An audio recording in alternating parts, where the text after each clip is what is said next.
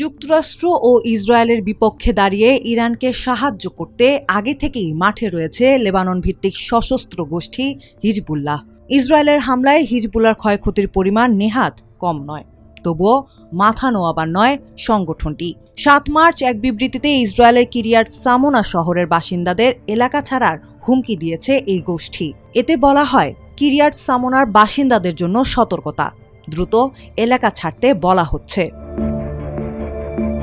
সতর্কতার পরেই ইসরায়েল জুড়ে কয়েকটি সেনা ঘাঁটিতে হামলার দাবি করে হিজবুল্লাহ। বিবৃতিতে জানানো হয়, ইসরায়েলের আকরে শহরের পূর্বে অবস্থিত তাজরিফিন ঘাঁটিতে স্থানীয় সময় সকাল 10:15টায় ক্ষেপণাস্ত্র হামলা চালানো হয়েছে। সেই সঙ্গে লেবাননের সীমান্ত শহর ইসরায়েলের কফর কিলার ফাতিমা গেট ক্রসিংয়ের কাছাকাছি রকেট হামলারও দাবি করেছে সংগঠনটি। এদিকে লেবানন জুড়ে চলছে ইসরায়েলের লাগাতার হামলা। দেশটিতে এখন পর্যন্ত নিহতের সংখ্যা শতাধিক। ৭ মার্চ দেশটির টায়ার শহরের বাসিন্দাদের সরে যেতে বলেছে তেল আবিব।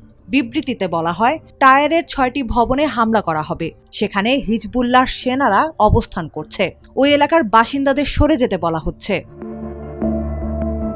এর আগে ৬ মার্চও ইসরায়েল দক্ষিণ লেবাননের বেশ কয়েকটি শহরে বিমান হামলা চালিয়েছে।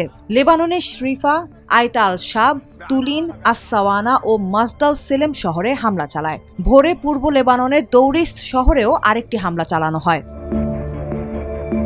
হামলা আর পাল্টা হামলার মুখে লেবাননের ঘনবসতিপূর্ণ এলাকা দাহিয়ে থেকে বিপুল সংখ্যক মানুষ বাস্তুচ্যুত হয়েছেন।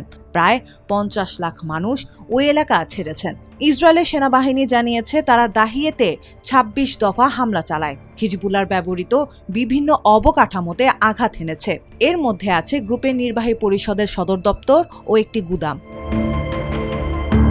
এদিকে ৬ মার্চ ভোরে ইসরায়েলি বাহিনীর উপরও ব্যাপক হামলা চালিয়েছে হিজবুল্লাহ। এর দায় স্বীকার করেছে সংগঠনটি। হিজবুল্লাহ জানিয়েছে, সাম্প্রতিক দিনগুলোতে লেবাননের ভেতরে প্রবেশ করা ইসরায়েলি স্থল সেনাদের লক্ষ্য করেই এই হামলা চালানো হয়েছে। টেলিগ্রামে দেওয়া এক বিবৃতিতে নিশ্চিত করেছে, হিজবুল্লাহ যোদ্ধারা লেবাননের মারুন আল রাস এবং কাফার কিলা অঞ্চলে অবস্থানরত ইসরায়েলি সেনাদের উপর সরাসরি হামলা চালিয়েছে। স্থল অভিযানের পাশাপাশি হিজবুল্লাহর এই আক্রমণ ইসরায়েলের কৌশলগত স্থাপনাগুলোতেও ছড়িয়ে পড়েছে। বিবৃতিতে বলা হয়েছে, অধিকৃত গোলান মালভূমিতে অবস্থিত ইসরায়েলি সামরিক ক্যাম্প ইয়ভ এবং হাইফা বন্দরের একটি গুরুত্বপূর্ণ নৌঘাঁটি লক্ষ্য করে রকেট ও ড্রোন হামলা চালানো হয়েছে। তবে এই হামলাগুলোতে এখন পর্যন্ত কোনো হতাহতের খবর পাওয়া যায়নি।